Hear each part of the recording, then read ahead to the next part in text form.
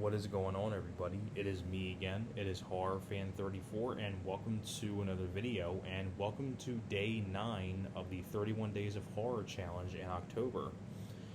Now that we are on day 9, I figured I'd talk about this film next, because I reviewed the first film of this once before on one of the 31 Days of Horror Challenge from the past couple years. I forget when I did it exactly, but I figured, this one I'd talk about the sequel, because it's actually my favorite of this particular franchise.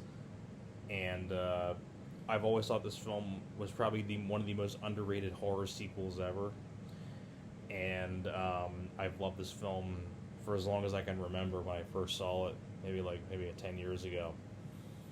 And if you can tell by the title of the video, that review for the challenge is going to be on Child's Play 2. Always loved that cover as well, the original cover. But Child's Play 2 came out in 1990. This time directed by John LaFia, who sadly has now passed away. I thought this film was a great follow-up to the first film. And if you don't know the idea with this film is, it takes place right after the events of the first film, where you have little Andy, played by Alex Vincent, and he gets taken into a foster family, mom and a dad, played by Jenny Agutter from American Werewolf in London, and Gerrit Graham, who was in Phantom of the Paradise and The Annihilators, has been in tons of stuff. I think he was in Star Trek in some shape or form, I believe. And he gets brought there, and he has a foster sister, played by Christine Elise. And then basically Chucky follows Andy, and then from there the doll starts killing people once again, and that's basically the idea of the film. Now, what I really loved the most about Child's Play 2 was that the main thing I really love about this film is the whole setting in the finale, sort of like in this toy factory where all these good guy dolls are being made. And overall, it's a great follow-up to the first film. Now, getting onto the cast, like Alex Vincent comes back as little Andy, does a great job.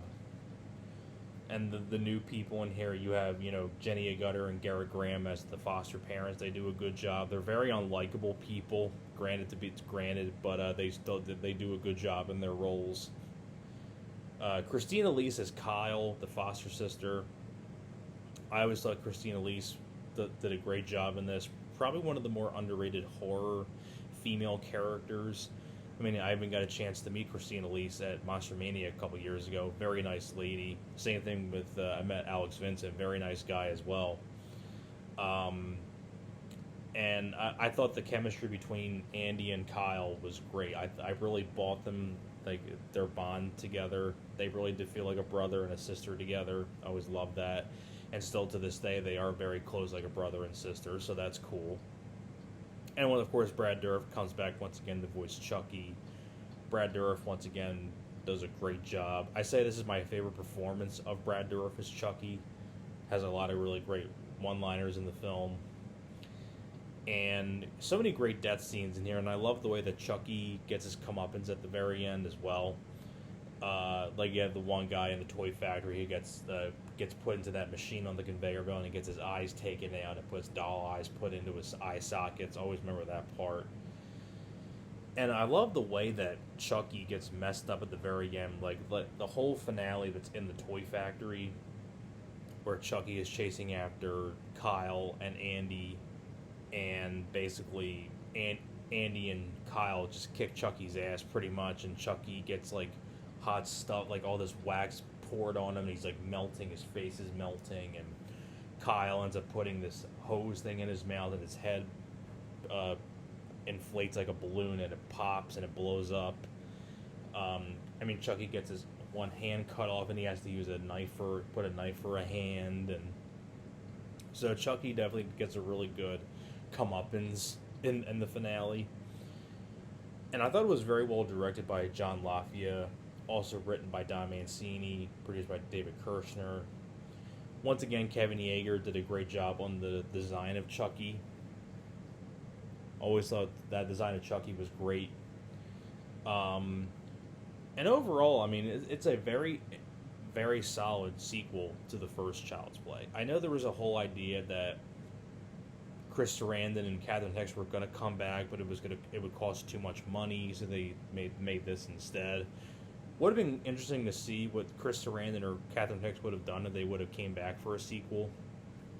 But this is just an overall very solid sequel because you have a great cast of people like, you know, Alex Vincent, Jenny Agutter, Garrett Graham, Christina Lee, Brad Dourif. And like I said, what makes this film work is the whole Toy Factory scene because it's much more bigger and much more, I guess, more iconic, I guess you would say. Like, the first one's very iconic because it took place in the apartment building and, you know, things of that nature for the most part. Well, this one is at the Toy Factory, and it's much more bigger, it's much more grand, and things like that. And like I said, like, the dynamic between Andy and Kyle is great, and I think both actors did a great job in their roles. So many great one-liners, like I said, great one-liners from Chucky, like when he kills Garrett Graham, the foster dad. How's it hanging, Phil?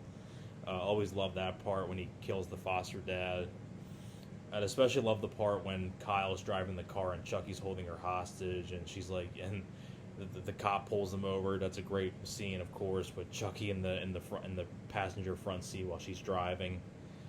I mean, what more can you say about Child's Play 2 that hasn't been said before? I mean, Child's Play 2 is an excellent sequel, and I feel like it's a very underrated sequel, and it doesn't get talked about that much. But I highly do recommend the film very much.